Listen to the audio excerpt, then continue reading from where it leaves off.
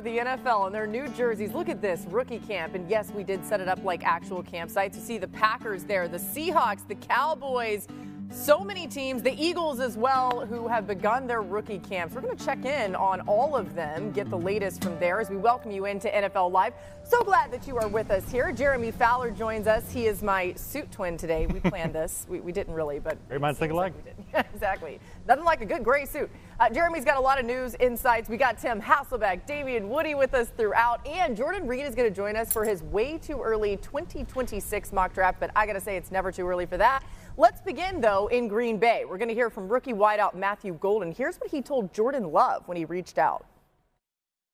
He texted me literally right after I got drafted, told me it's time to go to work, congratulated me, and just told me, well, it's time to work. Come here and work. What did you have to say to him?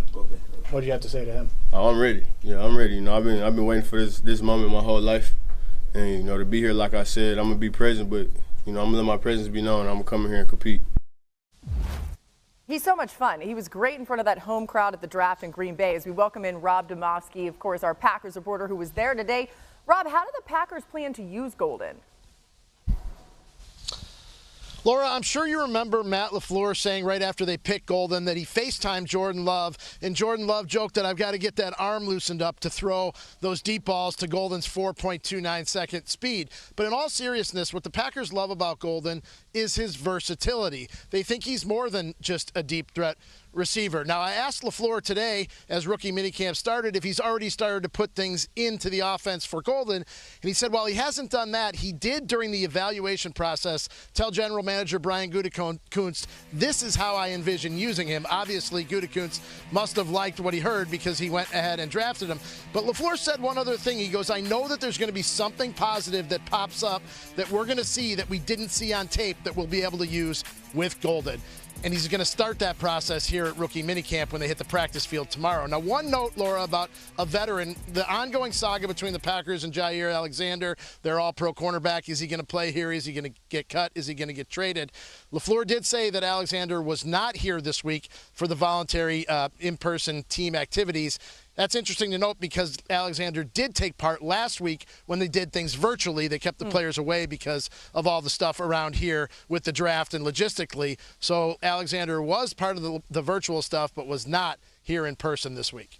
Yeah, really interesting to keep an eye on. Jeremy Fowler has an update on that in just a bit. And I must say, Rob, Lambeau's looking gorgeous today, okay, as you well know. All right, the Packers have done their best to put solid pass catchers around Jordan Love over the last 4 drafts. They've taken 7 pass catchers in the first 3 rounds, 5 wide receivers and 2 tight ends. However, Matthew Golden is the first receiver they've drafted in the first round since 2002, and it's the first time they've taken 2 wide receivers in the first 3 rounds in the common draft era.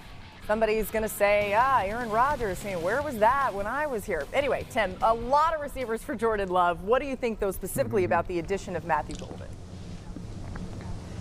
I think it's great, because he's super talented. I mean, just watch it, even the highlights that we were playing there. You see his speed, and I do think he's, more versatile, as Rob Demovsky was, kind of referring in terms of the optimism, in Green Bay of what type of player he can be. And I would say, I actually think Green Bay has had a pretty good receiving core, especially when you factor in, their tight ends and the way that they've played. And so, to me, it really wasn't this glaring area of need, other than to say some of these young, productive wide receivers that they've had, they've been injured. And so because of that, I think, getting a dynamic player who's young, kind of build, into the room, I think should be really exciting for Packers fans. And so, look, they did that, but they also did other things. They still, addressed the offensive line in the 2nd and 7th round. Like, there are other things that they need to do, but I do believe the continuity in Green Bay and what they're building around Jordan Love, look, I think gives you a lot of optimism for how they're going to fare in the division.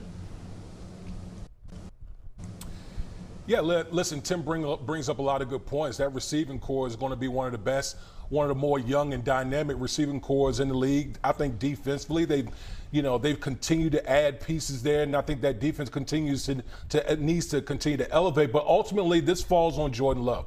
And when you talk about Jordan Love, you're talking about a guy who's immensely talented, sometimes can be reckless with the football. And I think if Green Bay ultimately wants to go to where they want to go and vie for a championship and win that NFC North, I think Jordan Love has to play more consistently. No one has ever questioned the talent that he has, but he just needs to be more consistent. If he can do that with all the pieces that's surrounding Jordan Love, this Green Bay Packers team is as good as anyone. Yeah, D-Wood, the Packers and Jordan Love got help with drafting Matthew Golden in the first round, breaking serious precedent. Hadn't taken a wide receiver since Javon Walker in 2002. Why did they do that? One team source told me he was, quote, too good to pass up, because I was told Golden in the process figured he would be in that sort of 10 to 22 range, as high as the Cowboys number 12. He was considered one of the finalists among the teams that they were shaking out. So he had a top 30 visit with the team, everything. Yeah, and lucky for Jordan Love. I think everyone's going to love what Matthew Golden brings to the table. Now, we promised Jeremy an update on Jaire Alexander. You heard what Rob Domofsky said. What are you hearing about him right now? Yeah, Laura, so I was told Alexander and his camp never really expected to be traded, at least up to this point, because in early March around free agency, the team and the players started discussing some options, like, hey, let's leave the lines of communication open. If we can find a trade that makes sense for the team, we'll do that. So the player talked to some teams, the team talked to some opposing teams to see what the market value would be. A lot of those teams had interest, but they wanted to wait until after the draft. And now they're through the draft. There still isn't a lot of momentum for any sort of deal for Alexander, who, despite being a top 10 cornerback in the league for a long time, is due $17.5 million. Durability is a major issue. So the common sense here might just be that both sides can talk about a new reworked package maybe. Yeah. Perhaps the Packers can get some salary cap help, get that number down a little bit if Alexander would be willing to do that. Whether he is or not remains to be seen. Again, Rob Domofsky reporting that he was there for virtual meetings that the team had last week during the draft and then has not been here with the voluntary workouts. We'll keep an eye on that. All right, to our next rookie camp going on today. That's in Philly. The defending champs bolstered their defense with Jahad Campbell and 5 other defenders who are all out on the practice field today. Pretty cool. The Eagles entered the 2025 season looking to become the 10th team ever to repeat as Super Bowl champs. Overall, there have been 16 instances of a team returning to the Super Bowl the season after winning it. The Eagles will have to get back there without their offensive coordinator from last season, of course, Kellen Moore. Damian, Howie Roseman keeps rebuilding the Eagles team in the draft. Is that enough, though, for them to repeat? Because they have lost a lot of guys, too, in free agency and otherwise.